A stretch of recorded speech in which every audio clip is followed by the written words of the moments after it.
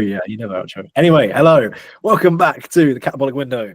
Fuck knows what episode we're on, but what I do know is that we're here with a special guest, Luke. No, I'm kidding. We've got Ethxn.Hxrris here. Ethan, fuck it. First of all, go straight into it. For people who don't know you, introduce yourself in 5 words or less. 5 words or less. Well, that's free, mate. So you're fucked. You've got that I'm Ethan. That's all. Really? Nah, introduce yourself, mate. Go on. Only for the word limit. I am Ethxn.Hxrris, as Jack so quite rightly said. I have been an online coach for, I don't even know how long. I'm pretty sure I started in 2017, 2018, before it like really shot off, because I'm just an OG and, you know, I just knew all the trends. I've been like in the fitness industry for pretty much as long as I can remember. As soon as I could start work, I was in it. So I did sport in PE, obviously GCSE PE in school, smashed it easy. Then did sports coaching in college. That was 2 years. Managed to pick up student of the year because I'm just that good. Then went to uni and did sports studies. It was only a foundation degree, so it's not legit, but I did it. Did 2 years there. That was like psychology, anatomy, injuries, all that kind of stuff. Like, I just wanted the base knowledge rather than being like really specific and holistic. Did that. During that process, picked up my level 2, so what's that, fitness instructor, level 3 personal trainer. Then started working as a personal trainer alongside. And then COVID came. I was already coaching for like a year, but I was on like 3 clients, which is like mates that pay me like 25 quid.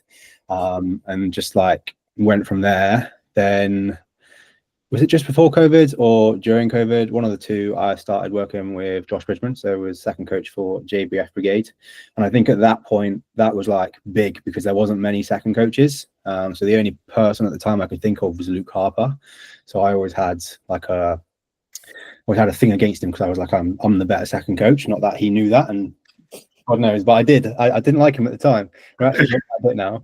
So yeah, I worked with Josh for about 18 months. Left Josh, wanted to spread my wings, wanted to be a bigger and better coach by myself, going solo. So then Enhanced by Harris became the thing. And then I'm pretty much here now, just kind of coaching. Had 2 years of competitive clients. 1 year doesn't really count. First year was Summer, my girlfriend. She did win a show though. It was FitX, but she won. And then second year, this year, I had 5. Come away with a win, some seconds, some thirds, basically some placings, which is really cool. And now I'm here just trying to figure out the rest of my life. Fair enough, mate. Fair enough. What was it initially? Because you said that you got into coaching quite early on. So what was it that kind of drew you to that initially? So I've always known that I wanted to educate or teach or something along those lines. It started off, I wanted to be a music teacher. I got in school, I took music and PE. They were like my 2 easy ones to get through. I self-taught myself on guitar, piano and drums, and I was like, easy. And then I feel like for a lot of people, it stems from that good teacher for a lot of people. And it was like, I had a really good music teacher that was just like, it was just chill. It was really good. And I was like, I'm going to be a music teacher. I know it. And then I didn't actually enjoy it. I enjoyed it because it was an hour to just do nothing but listen to music and play. And then I had a PE teacher who, to this day, I still thank. I got really close with him after school, not during school. Got really close with him. We became like really close. Like I owe a lot of my life and kind of where I am now to him. And I decided I wanted to be PE teacher. And then it just kind of went on from there. I found out I was never good at sport. Played rugby, tried to play football, tried to play everything, did boxing, which is never very good at it. I was the smart one. So I could be like, I couldn't do the tackle very well, but I could tell you how to do it properly. And the same with like football, I could tell you how to set up a play and do that and do all this kind of stuff. I was very analytical. And then it came into like the actual higher education where I was just nailing everything, like the anatomy and all that kind of stuff. The theory side, I was just smashing, but when we'd go out and play, I just get absolutely dwarfed and just smashed. So I kind of figured out it was just, I had a brain and not the muscles to go with it. And it's kind of still that way now. I'm not huge, but I feel like I always say this a lot, and I think you guys are probably the same. I'm a much better coach by far than I'll ever be a bodybuilder. So I kind of just gone with where my brain takes me realistically. I know I'm not going to be anything big in terms of like musculature and on stage. So just be the person that makes people big instead. It's just, live through that life. Makes sense. So going back to when you were second coach for Josh, how did that like come about initially? So we'd obviously been training, and then, like I said, I can't remember if it was in lockdown or before lockdown. It might have been just before COVID. And Brightman just took on Luke, and Josh was like we'd been training. We must have done about a year's training together by then, because I was coached by him originally. And I was like, you do know if you want to level up, like you need a second coach. And he was like, no, I fully know that. And then I was just like, if you want to be good and you want to, yeah. And literally like 5 minutes later, I was like, if you want to actually do well and you want someone you trust and you know is good, I'm that guy. And I was like, I don't want to come across like really pushy, but think about it. And then literally that night, he was like, I've thought about it. I want you on the team. And it just kind of went well from there. And it was what I needed to start and kind of get my name out there. But I left just because, like I said, I want to spread my wings, I think. And we had this conversation before. Josh had other priorities. Josh had to put other things first, and I was unfortunately quite low down on the list, which meant it just didn't really work out for me. But I took so much from him. I did muscle mental seminars in person, which were amazing. I had all of like J3 University paid for me and all that kind of stuff. So it was like, it's made me here now, and I wouldn't have been there without that. So yeah. Yeah, that's fair. So I know you work with Josh, Christian. Have you worked with anyone else, or those are the main two guys you work with? Yeah, so Josh was 3-4 years. In between, I had a small stint of like a 15 16 week diet with Coach Rab from Scotland. He's done quite a few stuff with Paul Standall. He's just opened up his own gym in person, his own like small private gym. So shout out to Rab. And then Christian for about 18 months. And then I had like a 3-4 week period where I just didn't want to be coached. It was like, I'm not doing bodybuilding anymore. Don't want to do this. I'm out of it. And then me and Jack spoke about this. Hybrid? I didn't go hybrid. I was still like bodybuilding, but I just didn't want like, I'd had 4 years of my life being like, I'm going to step on stage next year. I'm going to step on stage next year. And it just never happened. So I was like, you know what? Let's put it out there. I'm never going to step on stage. Bodybuilding is for me. And then I was on holiday like 2 weeks later, and I was like, fuck, I want to step on stage.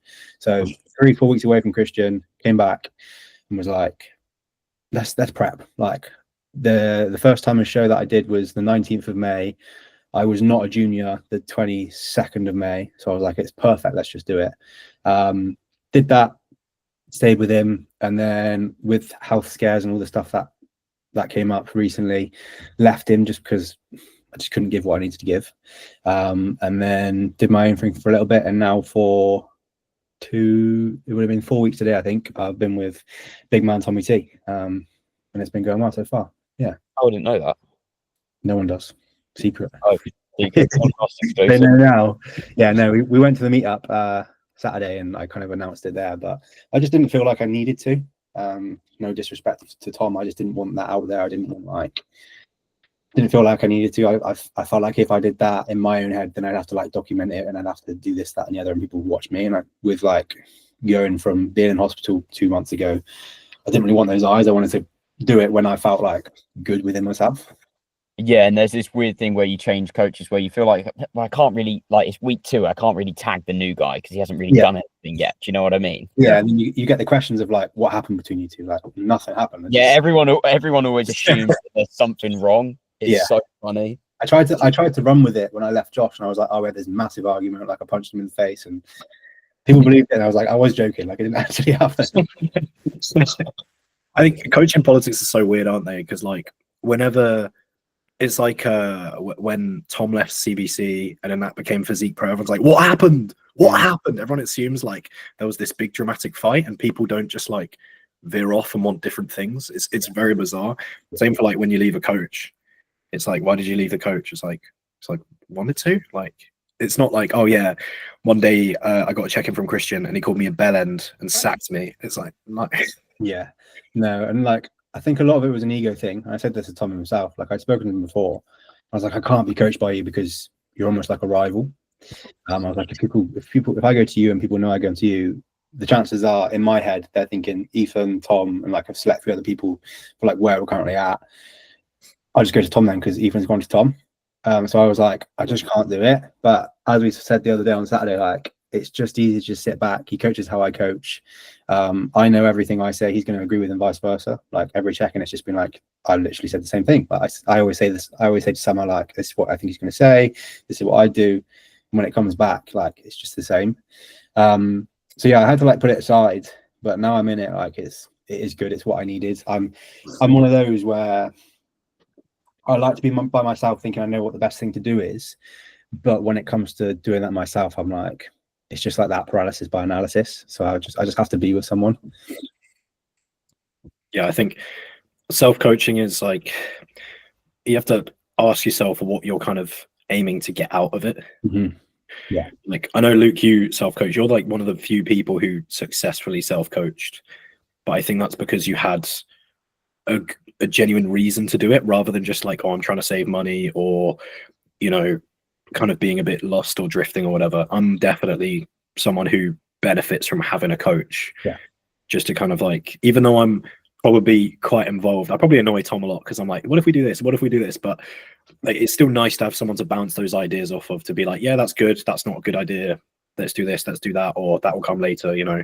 Yeah. But I think it helps from like a business and education side of things as well. Like as much as we all preach stay with your coach, I think the point I'm at now, I probably won't step on stage again. And if I do, it'll be a long time away. So it's like, right, who do I look up to? Who's not far from me? Who do, you know, or really far from me, whatever it may be. How do they coach? How are they doing? How are they doing it?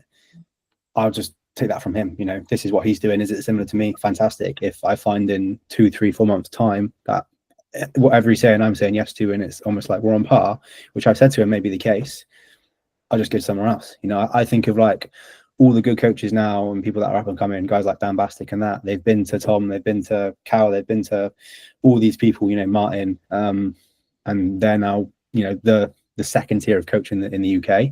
So I think like I said, I got rid of my ego and I was like, actually, it's not even for a physique thing. It's just a business thing. If I can learn from the people slightly above me or way above me, then amazing. I'll do that. Yeah.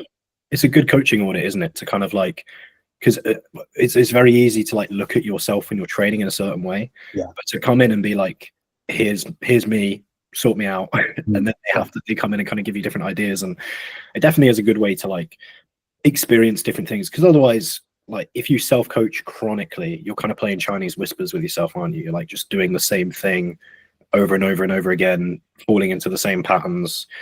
And sometimes you only know, you don't know that a better way or a more fun way or a different way exists until someone says, do that, do this. Yeah.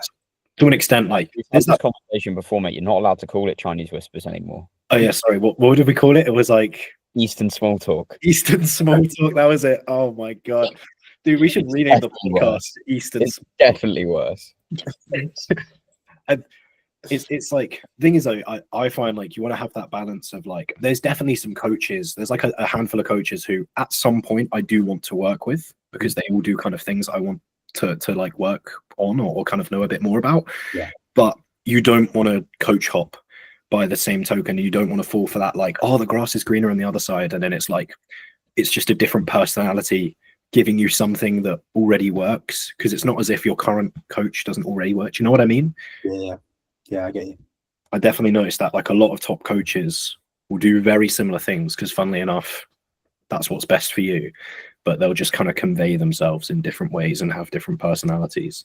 Yeah, and it's weird that then that's what people like perceive as a massive disagreement.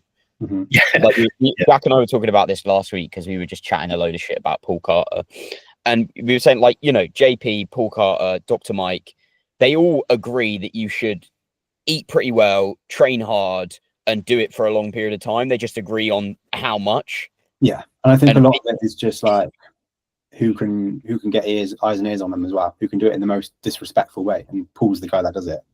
Yeah. Oh, man, he's a nightmare. The thing is, I had the more that people interact with your content, the more it gets pushed, like regardless of what it is. I had a guy comment on one of my fucking reels being like, oh my god, get off my feed. I was like, bro, stop commenting. It's like, I was like, you're pushing my reel onto your page and other people. I was like, thanks for the comment, because you've pushed my reel, but like, for your sake, stop commenting. But it just goes to show, like, people like Paul, can just like post out absurd shit, and all the comments are full of like, it's like Marmite. It's either like you're the best man ever, the taste of your cock is amazing, or it's like, Jesus Christ, what the fuck are you on about? But because there's like 1,000 comments, just gets pushed and pushed and pushed. Yeah. You know, but the more he doesn't really coach, does he? He just kind of makes content, so he can be really like, what's the word, like creating a dichotomy. He can be very black and white, whereas us three, we kind of can't do that, because that's not actually a good representation of how to coach. We can't just be like, you have to do this all the time. Yeah, you gotta be quite open. I think you've got to have your beliefs, but you've got to play around with them a little bit. I think that's one thing I found a lot. And I think even guys like Joe Jeffrey, like him at the minute, I love the guy, I've learned a lot from him, but it's like where he was so this side now is like, doesn't really matter, just train and do this and do that, and just basically disregard everything he said. I think apart from like the safer use stuff, his training guidelines, like his philosophies to everything else, just have quite widely changed, and he's picking up on a lot of new things. And I think a lot of people hate that. And there was a time when I was like, you can't, why are you doing that? You know, you're this guy, why are you changing it? But actually, when you look at it, you're like, he's just found out what works more for him. It's so ridiculous, because people are like, why are you changing your mind? Like, you shouldn't, you're wrong, like sort of thing. But then people also get mad if you stick to shit that's wrong. Yeah. They're like, you should have always known the answers 5 years ago, but also you should not admit that you're wrong and change your mind on shit. It's retarded. Yeah, exactly. But if you look at Joe's client base, I mean, you've got the people who, you've got like Leon, who's very much like, probably like more, I'm going to say like traditional Joe Jeffrey, like, you know, RP, set mesocycles, volume escalation, yada yada yada. Then you've also got people like, I mean, he worked with Ryan Intent, he worked with Hxrris, like he worked with people who are a bit more like, again, I'm gonna use the phrase like old school, people who strike me as who would usually like kind of similar to like Dan Bastic. But like the fact that Joe can coach both and give them both results is the mark of a good coach. Like, you shouldn't really be, and that's what Joe's good at, you shouldn't really be like pushing away an entire demographic of bodybuilders because you're like, my process doesn't work for you. Like, no, it should work for everyone. You know, coaching is just knowing within, like, you're never going to get a client who will let you do everything that you want to do and everything that you believe in. So you just have to find a way to like kind of, it's almost like sneaking veggies into your kids' food. Like, how can I get them to have the best results possible, but also working within the restrictions that they've given me of, I prefer to do this, I have to do this, I don't want to do this, etc. You know, I think sometimes you have to play the like, I told you so game. Like, I always have a client that comes to me and it's like, no, I did this. And I'm like, well, you've come to me because clearly you like the results I've done, and how I do it is slightly different choice, and that's fine. So what I've been doing quite a lot recently is I've been getting more clients is like explaining them to exactly why I don't like what their thought process is, but then saying, you know what, let's do it. And if this happens, just be ready for me to be like, I fucking told you so. Like, that's fine. And that, you know, the same thing might happen to me. And I've had a couple of situations where, like with Jacob, like the absolute freak, the quad that I coach, I'm like, you can't do 2 sets of quads a week. Like, it's not going to happen. And he does 1 now and they're still growing. And it's like, okay, yeah, fair play. You told me. Like, that's just how it is. But you just got to learn. And I feel like people are so afraid to be wrong and fail.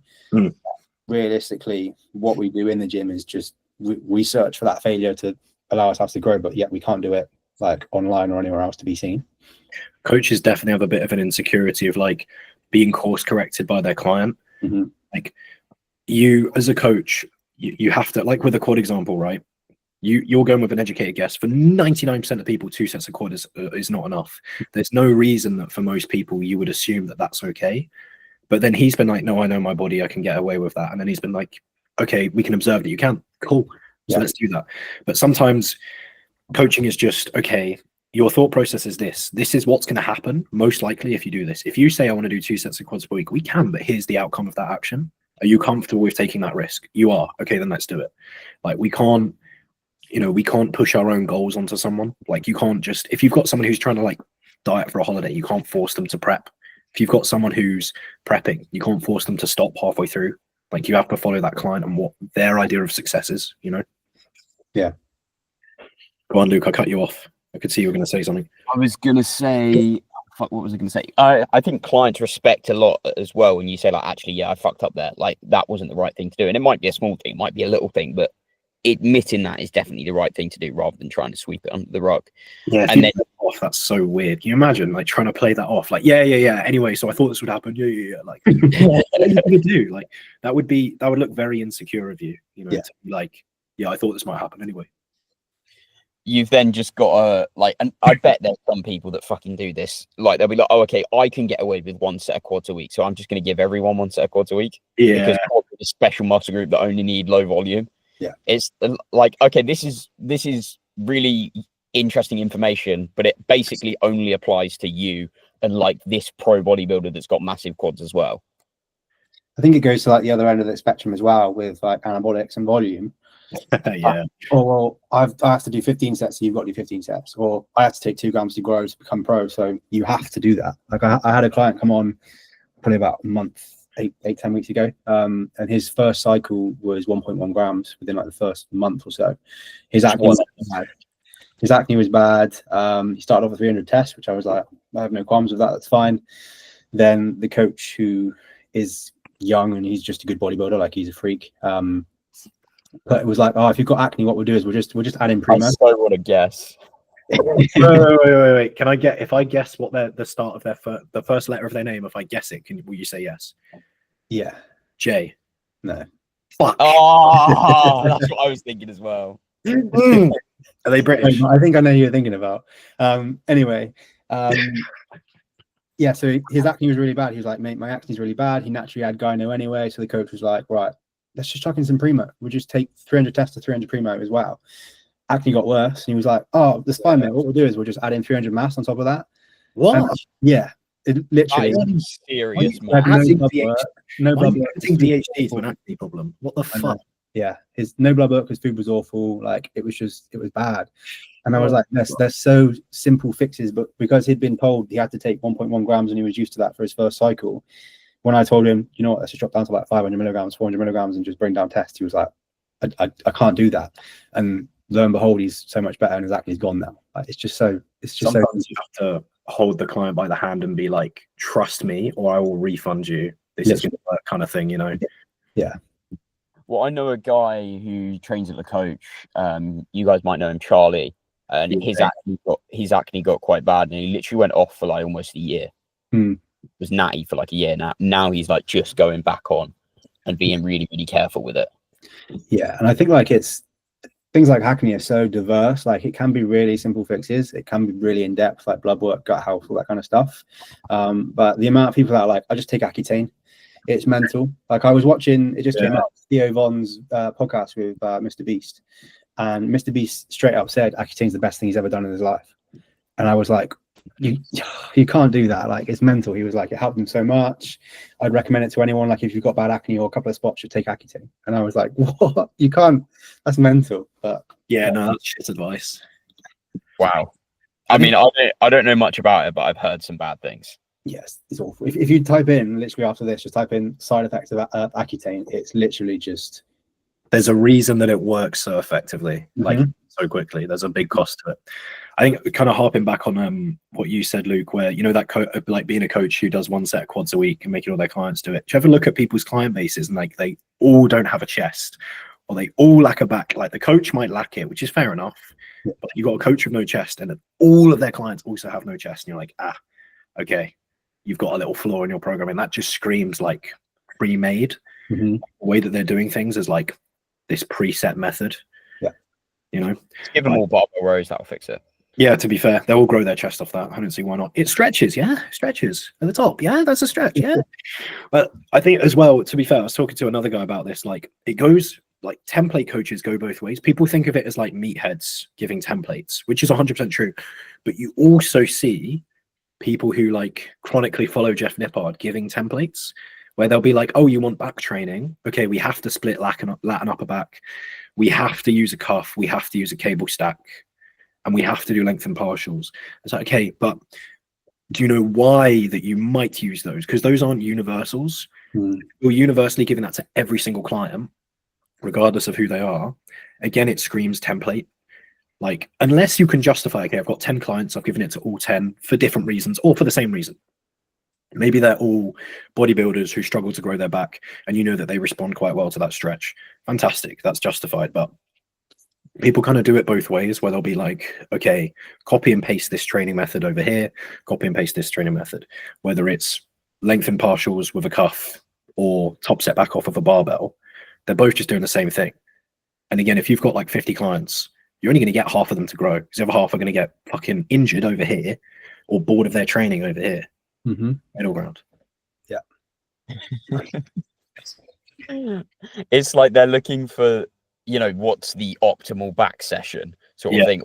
When people are like, oh, fucking, you shouldn't do the normal wide bar pull down because it's a shit exercise. I'm like, yeah, it might be a shit exercise if that's the only back exercise you ever do. Yeah. But when you put it in the context of like 7 other movements, it's ticking boxes that the other stuff might not be. And it's also like the other end of the spectrum where they're like, this bent over row in my back, but they've done 6 other exercises in that thing for like 3 years. That so much.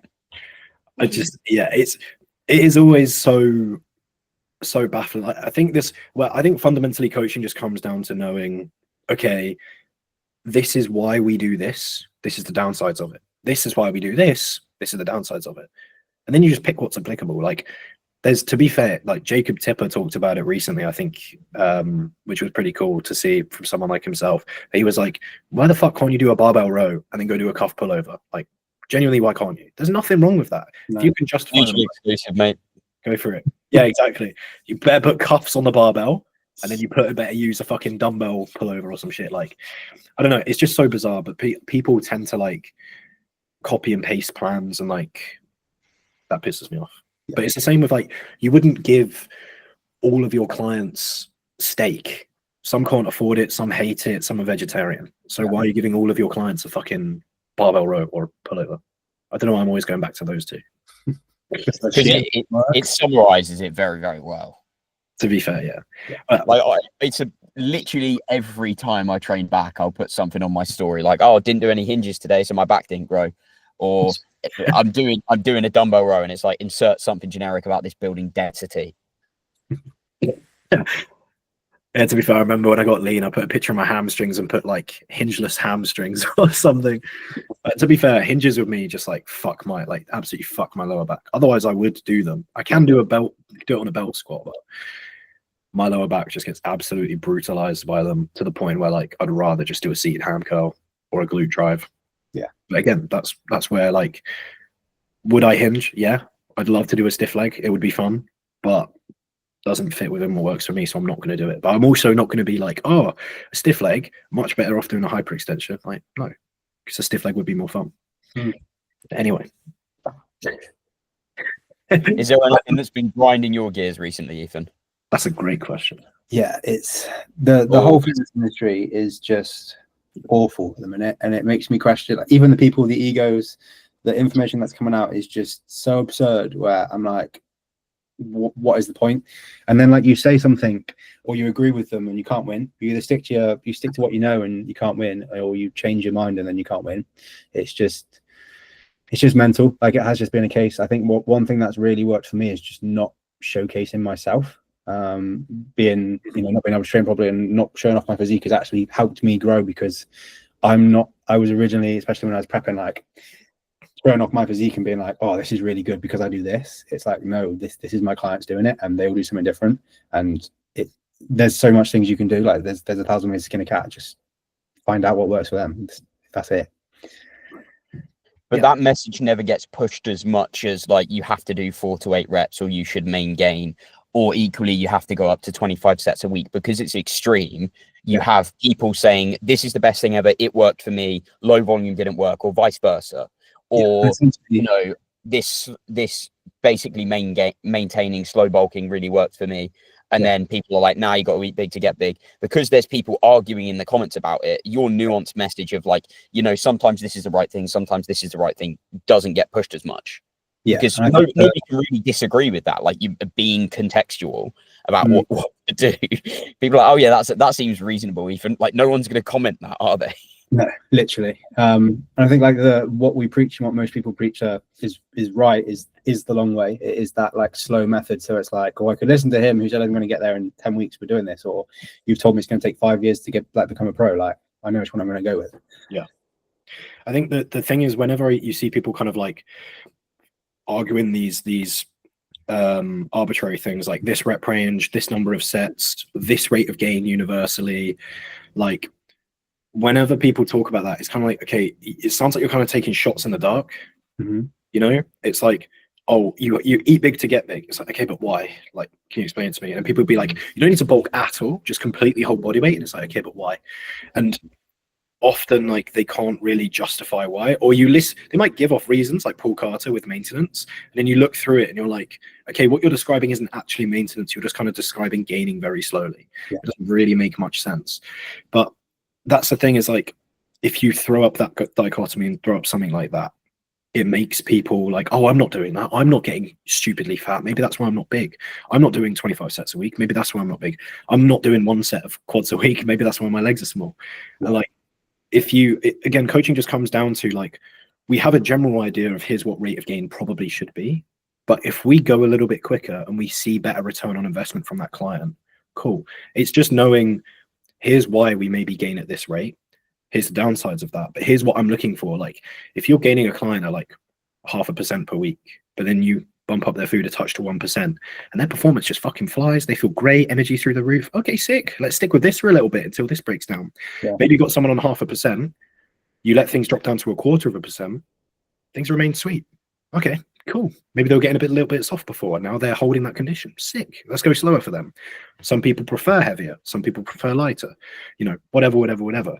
Like that's where it just comes down to knowing here's what I'm looking for. And that's what coaching is looking for a certain outcome. You're knowing why we're doing this, rather than just like, oh, I have to arbitrarily stick to these numbers and like, here's the input, and then I just kind of hope the output is what I want. Like, no, coaching is kind of working backwards almost in a way, isn't it? I feel like, sorry, you think, go on.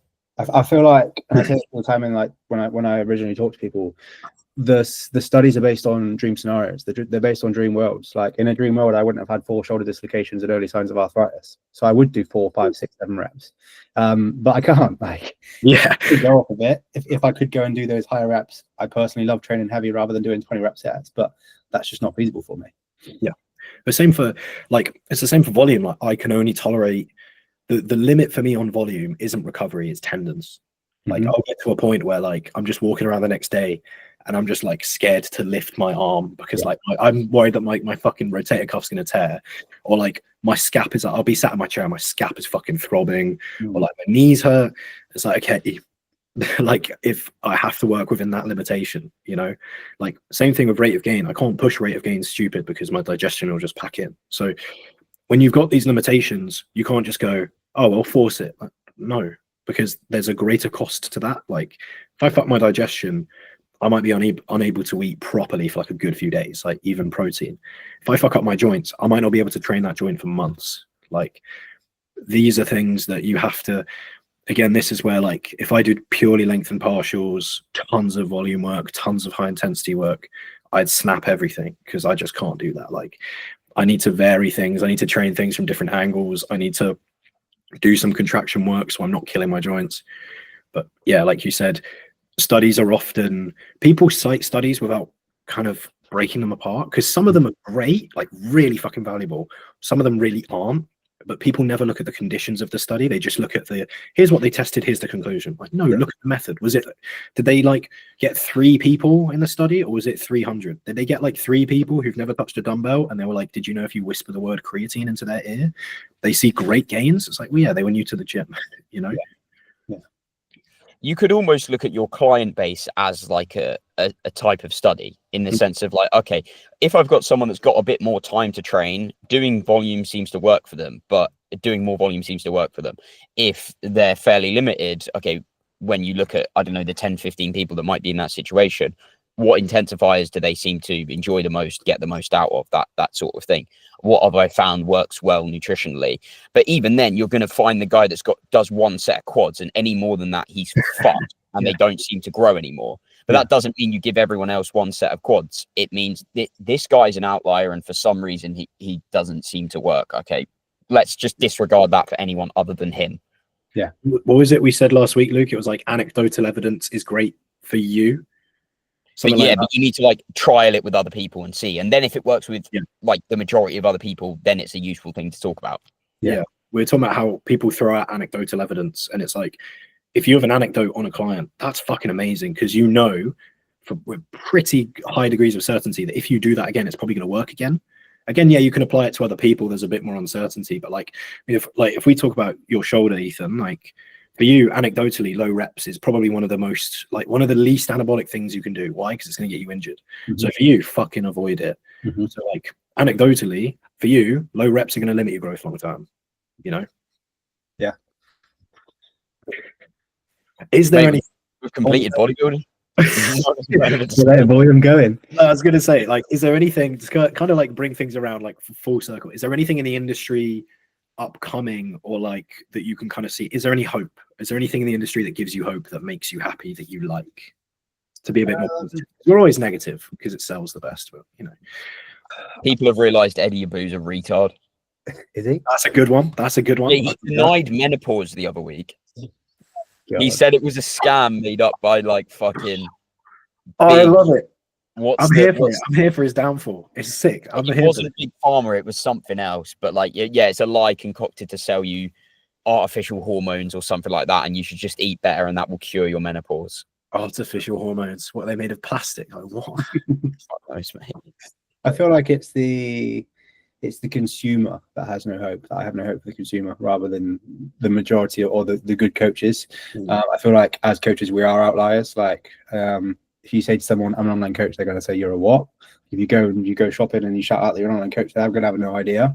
Yeah. And I just really think, even as like us as consumers, you're going to see something and be like, if you go and look in a study, it's because you're intrigued. You either want to find out if it's true or not. And if you're confident, I was saying this to someone yesterday, if you're confident in what you say, you're going to believe it. And, you know, not everyone has the ability to go into a study or wants to go into a study. They just want to believe it. So we become the outliers, and we are the hope, and we're slowly converting people. And it's just hard to see, because then you've also got, we're all included in this, like, we're not big. So I've had multiple times now where people will go to other people because they're bigger. And I had someone say to me, I'm going to this guy, really appreciate it, but he's done better in his career. But yeah, he's also fucking 10 years older than me. Yeah. He was like 8 years older than me. He was a pro. He said everything this guy wanted to hear in terms of anabolics and stuff. What, like, I'll drug you to the teeth? Yeah. But this guy, the guy he'd gone to, had messaged me about things to do with anabolics and stuff. And I was like, if only I'm not going to call him out, like, go to him, but if only you knew, it's not like big muscles doesn't mean big brain. And I say this all the time, but I will always like die on that hill where you just see someone, and naturally, you know, it's sex appeal, isn't it? Sex sells. You want to be like them, so you're going to go to them, but actually you've got to take a step back. Mate, I had a client who left me because of finances, and we were talking for a bit, and then he went for an IFBB Pro. I didn't know him. He was like, I'm going for this IFBB Pro, and I was like, oh, that's fine, man. I was like, he was in a bit of financial trouble, so I was like, oh, did the financial struggle ease? And he was like, no, he's just far cheaper. And I was like, okay, so you're going for an IFBB Pro who's a really cheap coach. I was like, there's only two reasons that you coach cheap: because no one's with you, or you're really inexperienced. So I'm a little bit concerned, and already I've heard talks of like cleanse cycling, so it's not looking too good. Gosh, fun fact. I've got a question about clen. Oh yeah. So if the only PD that someone's taken is clen, yeah, if they're not on clen anymore, do you think it's fair to say they're natty? No, because they wouldn't be able to compete in the natty fed. That's how I classify natty. Yeah, but then even they took clen like 2 years ago. Then I mean, again, this is where it gets muddy, isn't it? Because it depends on the federation. Because is it WNBF where it's 10 years, and UKDFBA where it's 3? Yeah, something like that.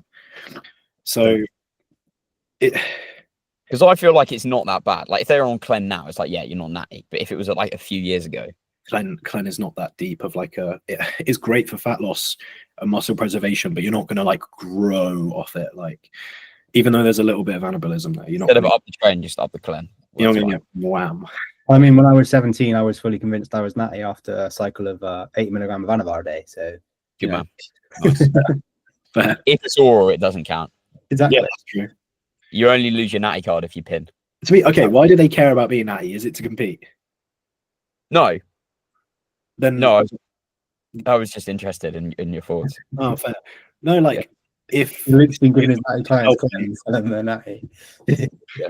It sounds like you're talking about yourself. The thing is, the only people who should really care about being natty are like people who are tested bodybuilders. Other than that, it's like, why did, like, again, with something like that, it's like you're living and dying based off how you identify yourself. Like, oh, am I natural or not? Who fucking cares? Either way, you did cleanse 2 years ago. Like, nothing changes.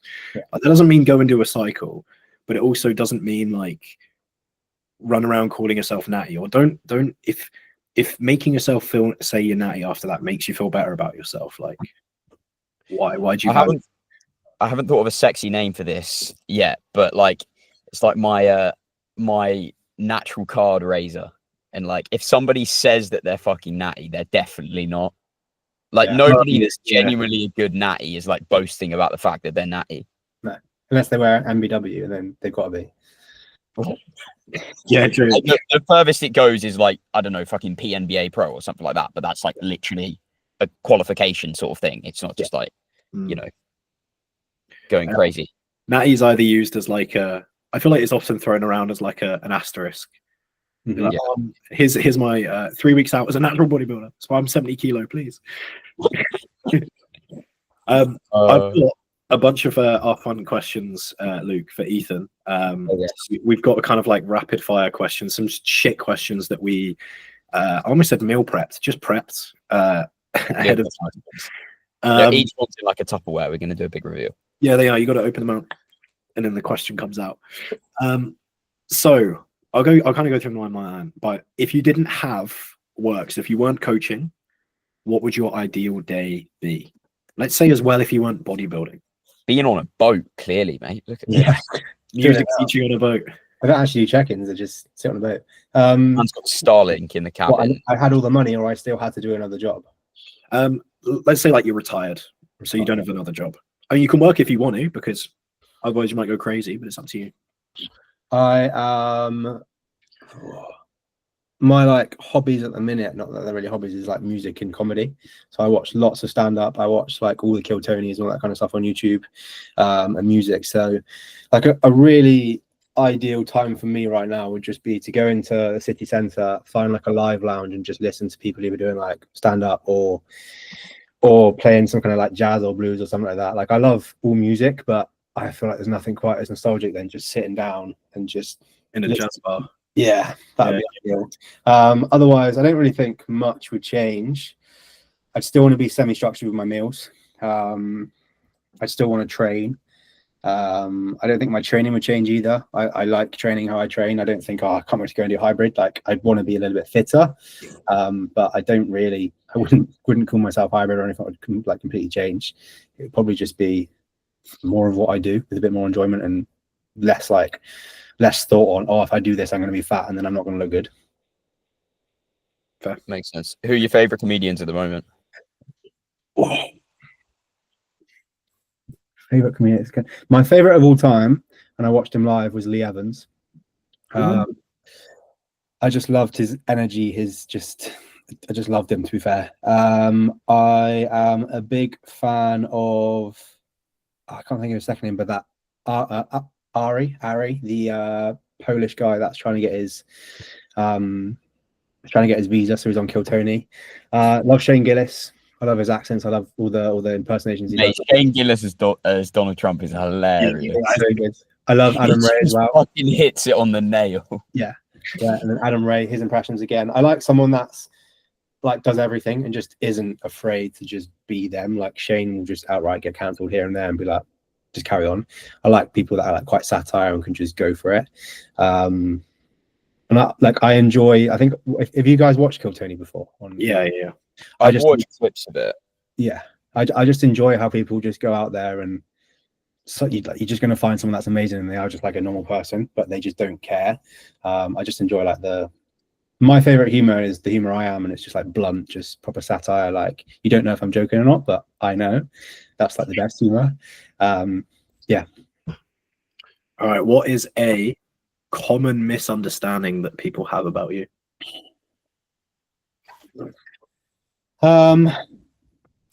As a person, I'm very socially anxious and very socially awkward. I try to hide away from that on socials. They probably think I'm a dick, and I've actually had this conversation before with Summer. Her family genuinely thought I was a prick because I'm just so socially awkward. Like I have to really focus in on a conversation, and it's just so tiring for me. And it's not because I'm a bad person. It's just that's just how I am. Like I've always struggled. We're trying to get myself tested for autism. I feel like people think I'm boring. Mate, you'll be all right. Yeah, I just say I am. To be fair, I have to like really focus on like conversations. I normally had them 100 times in my head, and then by the time I see them, I'm like, well, I've had it in my head, so it's fine. So yeah, I feel like people think I'm a boring person, not very funny, but then I hear it every single time when I get to know someone. Within the first 30 minutes, they're like, you're not what I thought you were. You're actually funny and you have a sense of humor. Which is, I used to do a podcast. I'm going to get back on it. And I was just so boring. And I think the worst thing is that my voice is very monotone and I'm very aware of it. So I'm like, I'm just not going to talk at all. But yeah, I'd probably just say I get in my own head and I come across boring when I kind of am, I suppose, but when you actually get to know me, like I'm actually cool. I'm all right, I think. Nice, man. Nice. What is kind of leading off the back of this? Is there an insult that you've received that you're proud of? Insult that I've received that I'm proud of. Maybe something that, okay, this can also be something that someone meant as an insult, like you work too much, but you don't perceive as an insult. I don't really take anything to heart, really. I wouldn't really know, once again, why I'm trying to get tested is I don't really understand people telling me things. I'll either take it so seriously and I don't really take anything seriously unless it's like my mom or like Summer where I need to. And even then I'm like, did you mean for me to do the washing or were you just saying it for a joke? You know, I don't really know. I don't think I can answer that one. Insult. It's good that you've not been insulted. That's good. Yeah, because I don't talk to people. So if I don't talk to people, I don't get in touch. All right. Okay. Moving on. How would your parents describe what you do? What I do? Stripper. They definitely. I had this conversation with them before when I stood off stage. I was like, I bet you never thought I'd be in purple trunks, dancing and posing on a stage. I feel like they probably just say the same thing I say to people, just like an online personal trainer. That's pretty much as far as it goes. My granddad thinks I'm a strong man, so when he saw the pictures of me in purple trunks, he was absolutely distraught. He was adamant I was dieting down, just a bad strong man, and shouldn't have been dieting down. Does he know what strongman is then, or? Yeah, he knows he loves strongman. Like he watch World's Strongest Man all the time, and he just heard. How does he think that's what you do? I have no idea. I just like. I don't know, because he always used to try and like be like, oh, you're a pretty small strong man, you can't be very strong. And I was like, I'm a bodybuilder. And then at the end I just stayed really quiet, and it was like, I think I saw him when I was like 6 weeks out, and he was like, oh, you're way too small to be a strong man, you start eating some more food. And then I was like, just wait until the day comes. And I remember showing him the pictures of me on stage, and he just went. Did he say anything about it? No, it was like, oh, that was pretty much it. It was just like, oh, I thought you were a strong man. And I was like, I've been telling you, I'm a bodybuilder. There's difference, bro. I remember one of the shows that I've been to, it was in like a theater, and literally walking in with my girlfriend at the time, and she was really into bodybuilding, but was like interested in training and that sort of thing. And there's literally a bikini girl like posing facing the doorway. So she walks in and there's basically just this girl's ass in her face, and it's like, what in the fuck is going on here? Like, we all think it's normal, and it's just like, it's so bizarre. It is mental. Like when you go backstage, or when clients come off of stage and you're there, like for example, like the town hall, Birmingham Town Hall, it's just out in the open, and then you realize, and you like take a step back, and there's an old man there taking pictures, and there's someone else here like watching and staring. And every time I try and make a joke of like, this costs you money to like take pictures, someone was backstage. No, she could just come off. And some random guy, like he must have been 65, 70, he was just recording and taking pictures. And I was like that's a tenner. Like this is their job. He needs to give me money. And he's like, oh, I'm so sorry. Like he got his wallet out, and I was like, I'm joking. Like go home and do what you want with that video. But it's just a bit weird. Jesus, man. Oh, I can't believe he was gonna pay. Should have taken it. Yeah, mate, literally. Definitely. This is one of my favorite questions. If you could coach any historical figure who would it be? I coach Hitler to be a stronger individual and take on the whole world. Whoa. I work on Really a really peeled Hitler running. Yeah, He's too tired to do anything, mate. That'd be perfect. He just loses. He's like, I can't be asked. any historical. God, that's so hard. I feel like it would have to be some old bodybuilder and just make them better. I feel like that would be the best thing for like clout, would be someone that already is in the industry that would then preach you and you can make them better. Like I think we could all make majority of 60s, 70s, 80s bodybuilders better, whether they're pro or not. I think a lot of the time. It's probably be something like that. I don't really, that's such a hard question. That is not a quick fire question. I just feel like I look at Arnie and Arnold, and I'm like, you could be so much better if you did 5 reps instead of 35, you know? Yeah, I know what you mean. His diet was like super fucking low carb. Yeah. As well, very high fat. But fair play to them at that point though, because they literally had like no way to track macros apart from on paper. Yeah. Well, that thing is, that's also the era of like, they're not going to listen to you because they're all fucking, all of them had like insane egos and they all wanted to do what just felt good. Yeah. And that's just what they focused on. But yeah, my go-to is always Gandhi. I feel like crazy transformation there. That's pretty good. Pretty good. No, mate, he's got some serious psychological issues with food. He's just not going to eat. Can you imagine getting Gandhi on stage? Like, bro, you're not growing, your weight's dropping. Fuck's sake. He'd be like, yeah, I don't believe in muscle is too materialistic. He'd be like, fuck's sake, Gandhi. It's like the 3rd check-in you've missed, mate. This is not a peaceful check-in. Okay, looking forward then, what do you think is going to be different about bodybuilding in 5 years?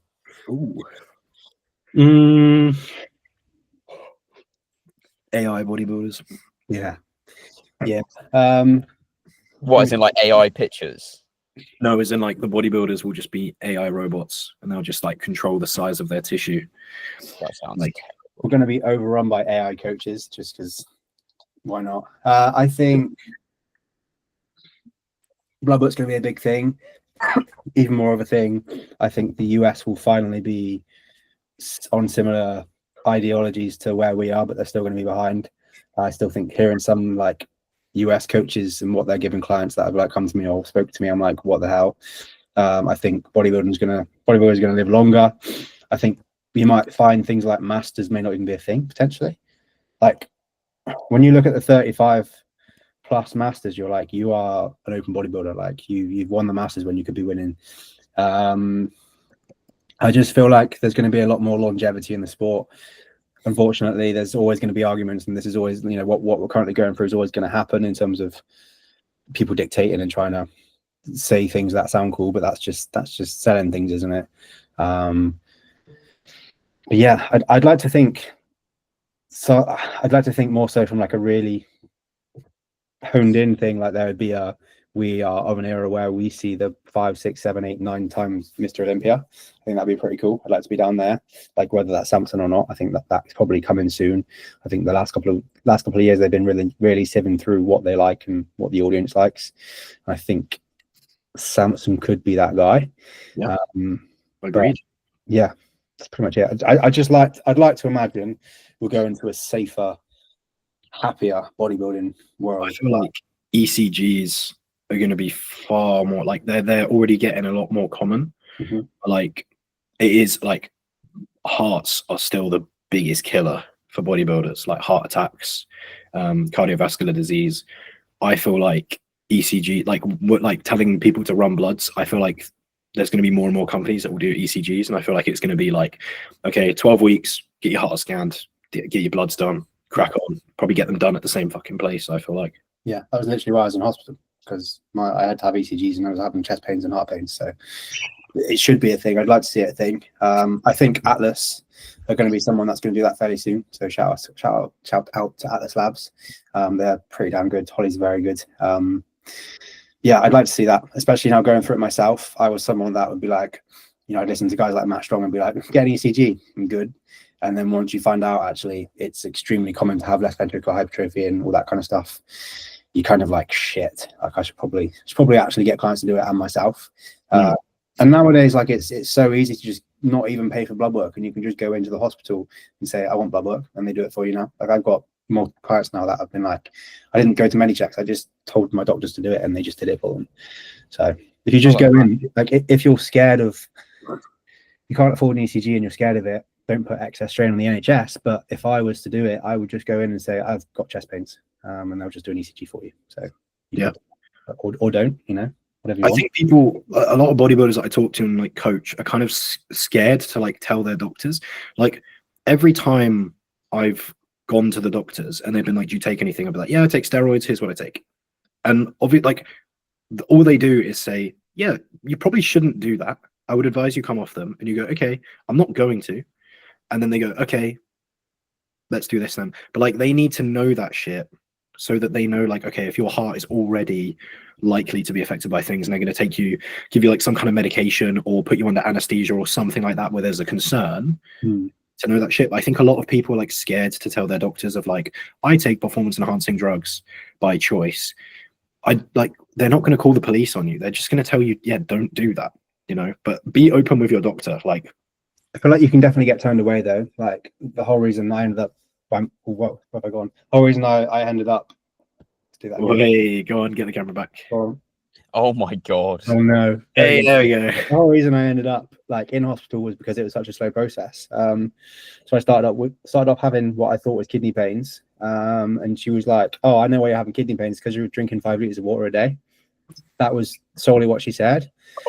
She said there's no way you can accurately track your electrolyte balance, your sodium, your potassium. And I was like, well, I weigh it out on like a drug dealer scale, so I'm pretty sure I can, on like chronometer and things like that. Like I eat the same food every day. What yeah. the fuck She was like, no, you need to have no more than 2.5 liters of water. And I was like, right, well, I'm not going to change it. So she got my blood work done, and lo and behold, my electrolytes were perfect. They were, you know, they're all balanced, and it was just going on from there and there. Blood work must be fake then, mate. She I know. was right. Yeah, I know. And it just got worse and worse. And then my liver was out of range. And luckily, what took like 4 weeks for them to do a retest, I'd had that period of time to put in supplementation and bring it back down. And she was like, how have you done that? We never see that happen. And then it was my blood pressure. My blood pressure was like 170/90. 2 weeks later, I managed to bring it down. She was like, how do you do that? And I was like, you should know this stuff. And I think one thing I really learned is doctors are there to keep you alive and not like optimal and healthy. They just want you out. So they're just going to like put you on the side, basically. Yeah, that's definitely true. There's definitely a stigma as well. It's like bodybuilding and taking bodybuilding drugs, and that's why so many people have things like Atlas or Medichecks or other blood work providers, because you can literally, like on Medichecks, you can just be like, yes, I take steroids, and they're like, okay, cool, and then they'll just give you feedback and be like, take steroids, here's what this means in context of your blood work. They're not going to be like, don't do that, what are you doing, you know? Like, however, if you go to the doctors and you have to bring up that you take gear, they don't ask you, do you take anything, then you definitely need to up the dose. Yeah, that is true. That's the one thing I'm grateful for. Every time I've been in there, they like look at me and they're like, do you take anything? I'm like, oh, we have dinner first, Jesus. Before the doctors, you pop a Cialis, go for a quick little pump session, show up in a vest, like flexing, like, no, I'm natty, bro, I swear. Ask me what I'm taking.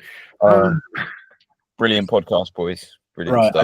I think that just about wraps it up. Luke, I'll let you do the outro this time. You never sake. Can you remember things? Right. Thank you everybody for listening. I'm glad that Ethan's internet has held up on the boat, mate. If people want to find you, follow you, where do they go? That sort of thing. My address is Instagram. I'm Ethxn.Hxrris, so it's Ethxn.Hxrris, because I'm cool like that. I was thinking, why the fuck is he spelling it? Ethan is not a hard name to spell. There's X's in there because I'm cool and I couldn't actually get my name. That's pretty much it. I'm pretty much exclusively on Instagram and OnlyFans. So you can, if you dig hard enough, you might be able to find an OnlyFans. That's pretty much it. Just Instagram, yeah. Sound. And as always, I am LacticAddictLuke. This is JackArcherCoaching. This has been Catabolic Window. Bosh. Thank you, everyone. See ya.